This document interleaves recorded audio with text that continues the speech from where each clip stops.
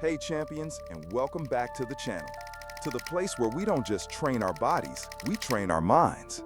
Today, we're tackling a topic that every single athlete, from the weekend warrior to the Olympic hopeful, has faced. It's the opponent you can't see on the field, the one that doesn't show up on the scoreboard, but can be the single most decisive factor between victory and defeat. We're talking about the silent opponent, stress, fear, and the crushing weight of pressure. Picture this, the clock is ticking down. It's the final play. The entire game, maybe the entire season, rests on your shoulders. You can feel the roar of the crowd, the intensity in your coach's eyes, the collective breath of your teammates being held. Your heart is pounding in your chest like a drum solo. Your palms are slick with sweat, and 1,000 what-if scenarios are screaming through your mind. What if I miss? What if I let everyone down? What if I'm not good enough? This, my friends, is the battleground of the mind. And for too long, we focused almost exclusively on the physical side of sports, the strength, the speed, the skill. But what happens when your body is perfectly tuned, yet your mind becomes your own worst enemy? That's what we're diving in today. We're going to dissect this silent opponent, understand its tactics, and lay the groundwork to conquer it. First, let's talk about the big one, performance anxiety. This isn't just getting the jitters. It's a very real physiological and psychological response to a stressful situation. Your brain perceives the high-stakes competition as a threat, triggering the ancient fight or flight response. Hormones like adrenaline and cortisol flood your system. Now, in small doses, this can be good. It can make you more alert and responsive. But when it goes into overdrive, it's a disaster. Your heart rate skyrockets, your breathing becomes shallow and rapid, and your muscles, which need to be loose and responsive, become tight and rigid. This is why athletes talk about choking. Your body is physically rebelling. Your fine motor skills go out the window, decision-making becomes clouded, and you feel like you're moving through water. You know exactly what to do, you've practiced it 1,000 times, but there's a disconnect between your brain and your body. The cause? It's often a fear of being judged, a fear of the negative outcome, and an overwhelming sense of the moment's importance. Closely related, but subtly different, is the fear of failure. While performance anxiety is often about the act of performing itself, fear of failure is about the fear of not succeeding. It's the dread of what comes after the final whistle. It's the fear of disappointing your parents, your coach, your team. It's the fear of losing your spot on the team, your scholarship, or your status. It's the deeply personal fear of proving your own inner doubts right. When an athlete is driven by a fear of failure, they stop playing to win and start playing not to lose. It's a huge difference. They become tentative, risk-averse. The creative, instinctive player disappears, replaced by someone who is hesitant and second-guessing every move. They'll make the safe pass instead of the game-changing one. They'll hold back that extra 10% of effort to avoid a potential mistake. This fear can be paralyzing because it ties your self-worth directly to your results. A loss isn't just a loss in the game, it feels like a personal failing, a verdict on your character and value as a person.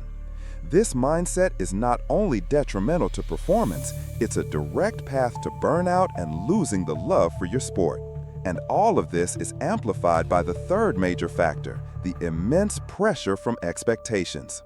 This pressure is a two-headed monster, internal and external. Internal pressure is the voice inside your own head, the perfectionist that tells you to be the best, that anything less than a flawless performance is unacceptable. It's the high bar you set for yourself, which can be a great motivator, but can also become a crushing weight. Then there's the external pressure. This comes from everyone around you. Coaches who need a win, parents who have invested time and money, teammates who are counting on you, fans, and in today's world, social media, where every performance can be dissected and criticized by thousands of strangers. When you're the star player, you carry the expectation to lead the team to victory every single time. When you're the underdog, you carry the pressure to prove everyone wrong. There's no escape. This constant feeling of being under a microscope can turn the sport you love into a source of chronic stress. So, how do these three forces, performance anxiety, fear of failure, and pressure, actually impact you on game day? They create a toxic mental cocktail. Your focus shifts from the process, executing the play, watching the ball, to the outcome, what if we lose? Your body tenses up, restricting movement and wasting energy. Your decision-making slows down because you're overthinking instead of relying on your trained instincts. You become disconnected from the joy and flow of the game. You're no longer playing, you're just trying to survive. Recognizing these patterns is the absolute first step. You cannot defeat an enemy you do not understand. You have to be able to say, okay, my heart is racing and I'm thinking about letting everyone down. This is performance anxiety, fueled by a fear of failure. I see you. Naming it takes away some of its power. It transforms it from a vague, overwhelming feeling into a specific, identifiable problem. And a problem is something we can solve. So, now that we've put a name and a face to this silent opponent, the big question remains: how do we fight back? How do we build a mindset that's as strong, resilient, and well-trained as our bodies? That's exactly what we're going to break down in the next section. We're moving from problem to solution, from theory to practical, actionable strategies that you can start using today. Stay with me. Welcome back. In the first part, we dissected the silent opponents that live in every athlete's mind: anxiety, fear, and pressure. We identified the enemy. Now it's time to build our arsenal. It's time to learn the techniques that elite athletes use to transform their mental game from a liability into their greatest weapon.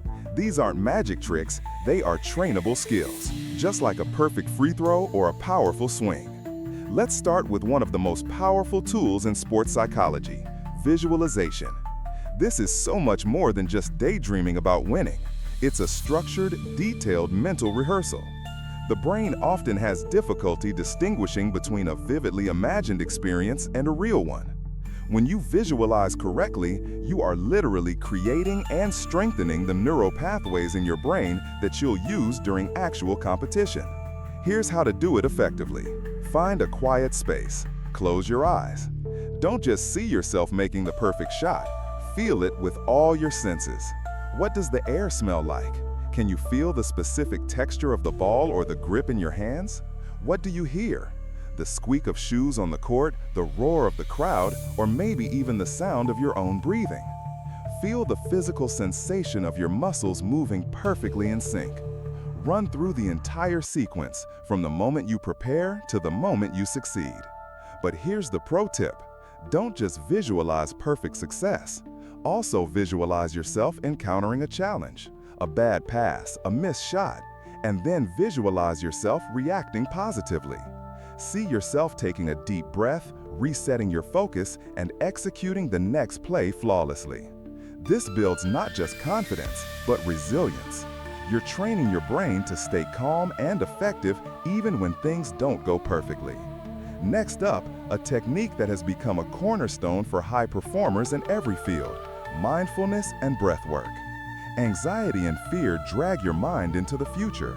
What if I lose? Or the past, I can't believe I made that mistake. Mindfulness is the practice of pulling your attention back to the only moment that actually exists, the present. The simplest and most effective gateway to mindfulness is your breath.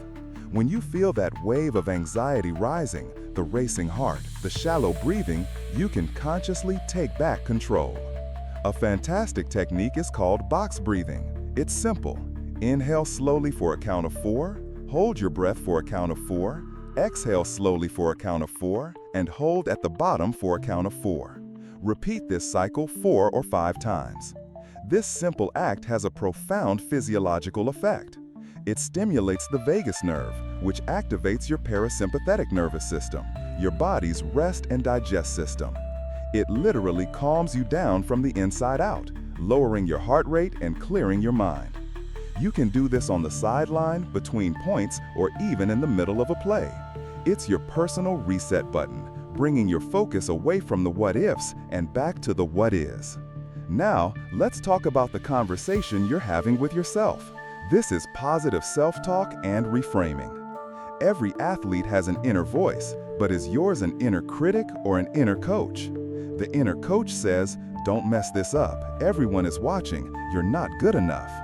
The inner coach says, "You've trained for this. Trust your instincts. One play at a time. I am strong. I am ready."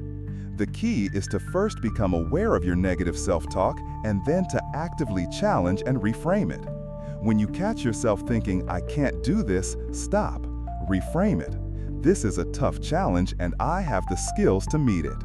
Instead of "don't lose," reframe it to "play to win." Create a power phrase or a mantra for yourself. It could be as simple as "calm and confident" or "I am in control." Repeat this phrase to yourself during practice and especially during high-pressure moments.